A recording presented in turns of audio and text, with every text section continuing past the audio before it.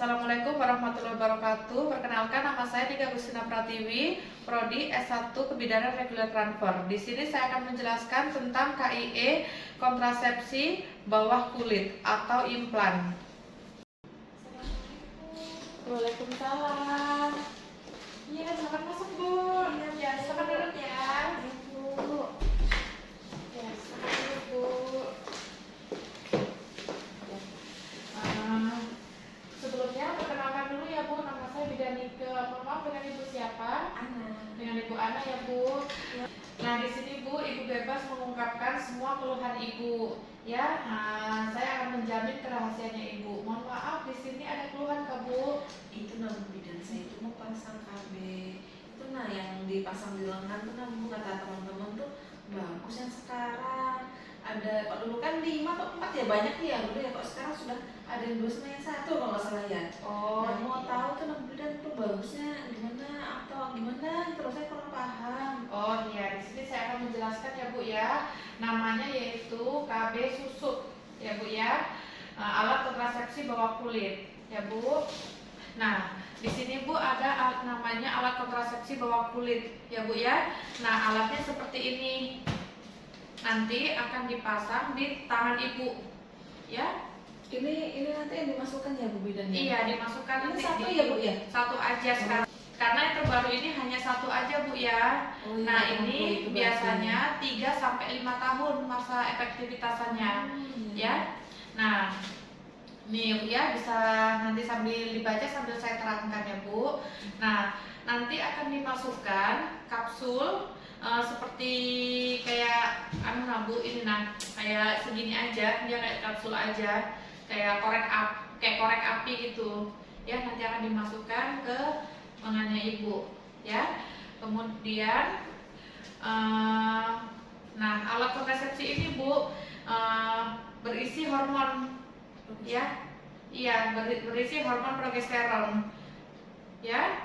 Kemudian kapsul lunak tidak mengganggu atau mempengaruhi klien setelah dipasang ya. Kemudian kapsul tidak hancur dalam tubuh ya Bu ya. Nah kemudian nanti biasanya itu terlihat masih Bu di dalam kulitnya Ibu terabah. Iya, terabah di bawah kulit ya Bu ya. Kemudian pemasangannya dan penjambutan dilakukan petugas kesehatan. Gak boleh nanti kalau seumpamanya Ibu mau mencabut, Ibu ambil sendiri itu gak boleh ya Bu ya, karena bisa nanti berakibat infeksi. Kemudian ini Bu kapsulnya mengandung hormon ya, sama seperti yang saya jelaskan tadi. Kemudian efektivitasannya Bu biasanya 3-5 tahun ya.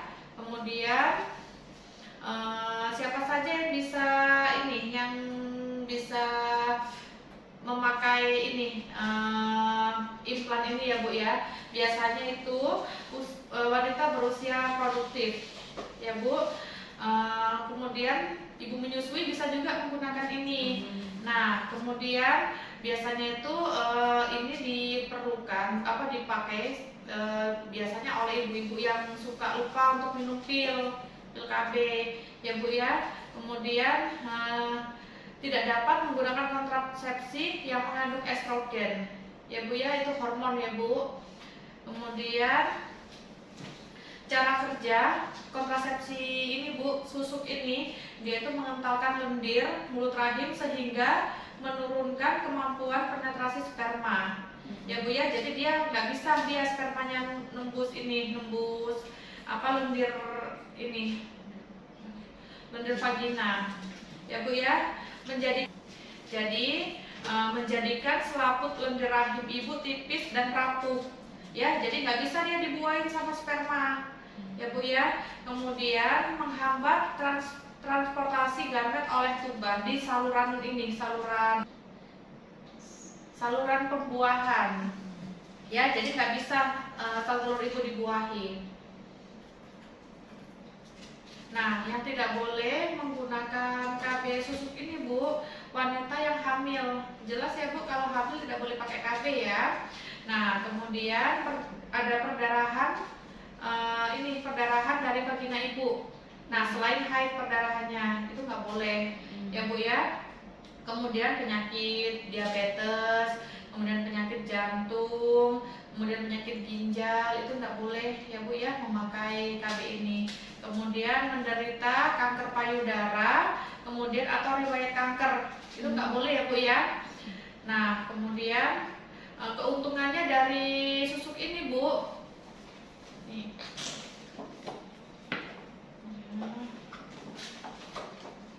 Keuntungannya itu keefektivitasannya sangat tinggi. Jadi ibu sudah dipastikan tidak bisa hamil, insya Allah ya Bu ya.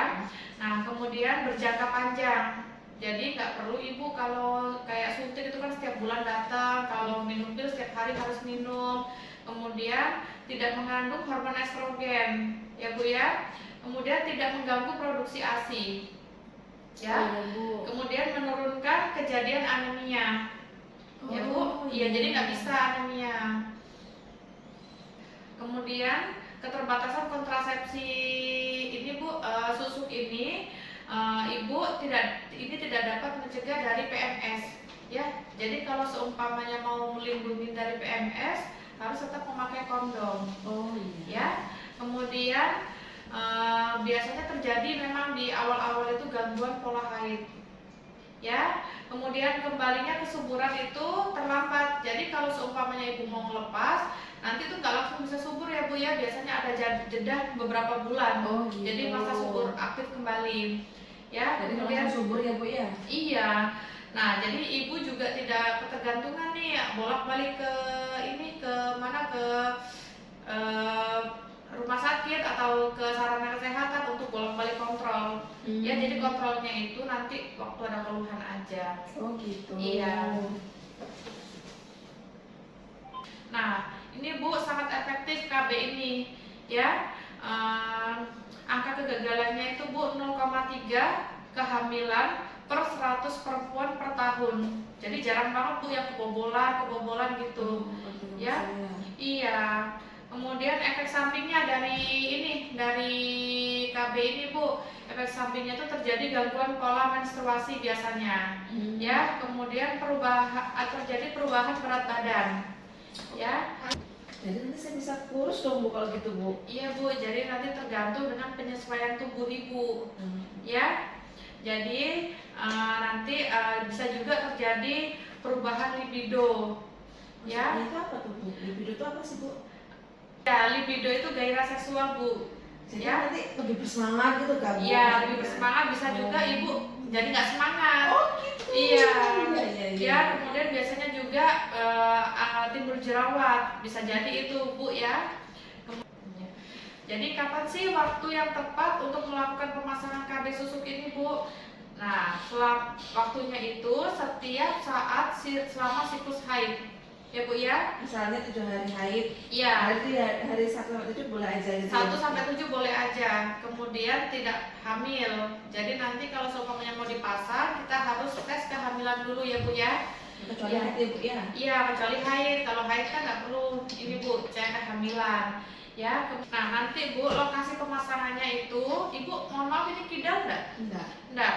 Nanti lokasi pemasangannya itu di lengan kiri atas bagian dalam. Ya, kenapa harus di lengan kiri? Karena kan lengan tangan kan biasanya buat ini Bu, buat aktivitas Bu ya. Nah, kalau lengan kiri kan jarang kita melakukan aktivitas.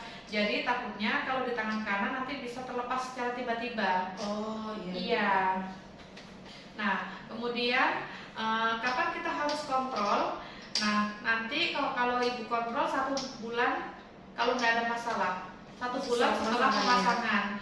Ya, kalau seumpamanya tiba-tiba keluar darah banyak dari luka yang kita pasang susuknya ini, langsung segera berobat ya Bu ya.